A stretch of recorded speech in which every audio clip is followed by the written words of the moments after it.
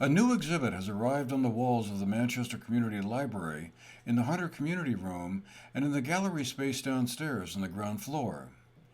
The Museum of Chinese in America and the Vermont Humanities Council have teamed up and partnered with the Manchester Community Library on an exhibit about the Chinese immigrant experience in the United States. It presents a timeline of that experience, one often marred by racism and exploitation, right up to the present day. Indeed, recent times have also shown that anti-Asian and anti-Chinese sentiment is easily prompted, as was seen when Chinese Americans were targeted and blamed for the arrival of the COVID pandemic, with the former President of the United States even referring to COVID as the China virus. Responses, as the exhibit is titled, originated in 2021 at the Museum of Chinese in America, which is based in New York City. Herb Tam has been the curator and director of exhibitions at the Museum of Chinese in America since 2011. Jacob Peltier is the Community Programs Officer at Vermont Humanities, and we had a chance to speak with both of them before the exhibit opened at the Manchester Community Library on March 8th to get some further background on the exhibit. So a lot of this all relates to our Vermont Reads 2023 programming last night at the Telegraph Club by Melinda Lowe. And so that story focuses on a young Chinese American woman in the 1950s. And so we really wanted to kind of highlight that story and that narrative and bring in the experience of the Chinese Americans across different fields. And so we were lucky enough to find this connection with Herb and the Museum of the Chinese in America to really help supplement some of our programming and background around that story. And so through our conversations, we were able to get this exhibit, which was up, just came down in October, right? Yeah. Which is incredible and talks its responses.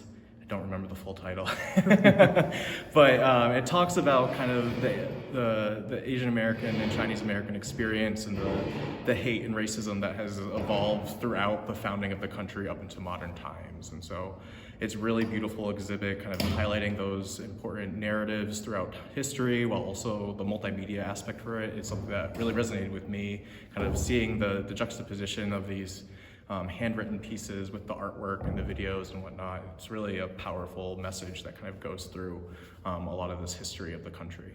Yeah, so, in 2020, we realized so many people in our community did that. People were suffering because of the pandemic. There was also backlash against Asians, Chinese people were blamed for being people who brought coronavirus and COVID to America, and a lot of it is obviously clearly unfair and untrue, but yet there was a lot of stress and anxiety and fear in the community, in the Asian American community. So we were closed at the time, but we had started to collect people's responses to what was happening around them, people who made artwork, people who started to help out in their communities distributing PPE, and people raising awareness about anti-Asian racism, what you should do if you're confronted or faced with violence or attacks. And so we had this collection of artwork and expressions, and we decided to do an exhibition around it, and try to contextualize what people were making today with kind of the longer history of anti-Asian racism, as Jacob was saying, and try to trace back some of the origins of it. And that's what you see here is this long, expansive timeline, which covers a lot, but not everything. It's not really meant to be exhaustive. It's more meant to sort of shed some light on some of the events that kind of marked anti-Asian backlash over the decades and centuries, so that hopefully people can learn about the fact that what people are experiencing now is actually part of a longer history and the story of Chinese in America. During the opening reception at the library, Herb Tam was joined by Nick Zhang, the curatorial assistant at the Museum of Chinese in America, for a conversation with Ryan Newswanger, the Vermont Humanities Program Director.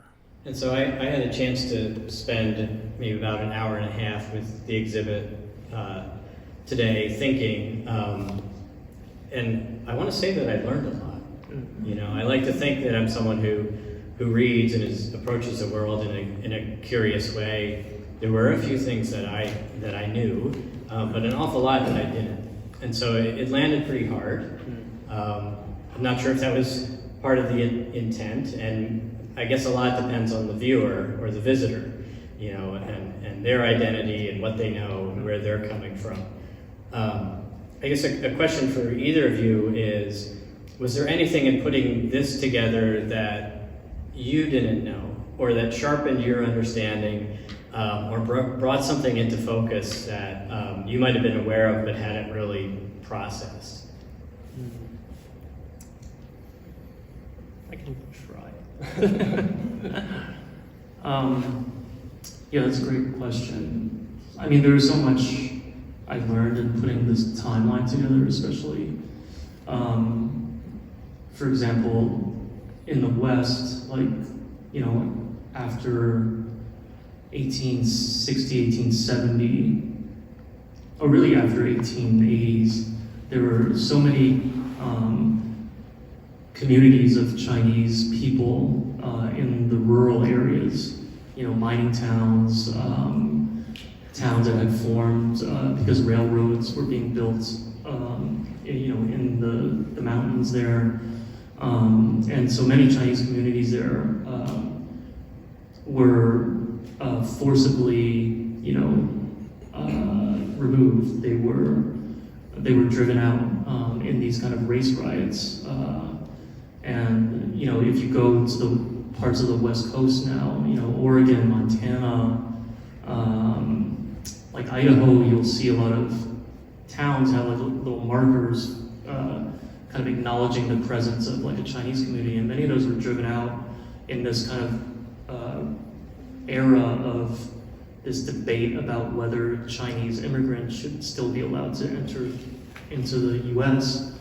The Chinese question, which, you know, for 10 years kind of consumed like Congress, and, you know, presidents were trying to figure out like what should we do about Chinese immigration, you know.